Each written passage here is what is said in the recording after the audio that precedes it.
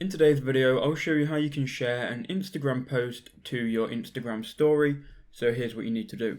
So first things first, find a post that you want to put on your story. And then you need to click on the paper plane icon, which is next to the heart. So click on that and it's then going to give you the option to add that post to your story. So we can then click on that and here we can then add it to our story. We can click on the actual image itself and we can change the layout and change the style. But all in all, you can move this around like you would do any image and you can then send it to your story.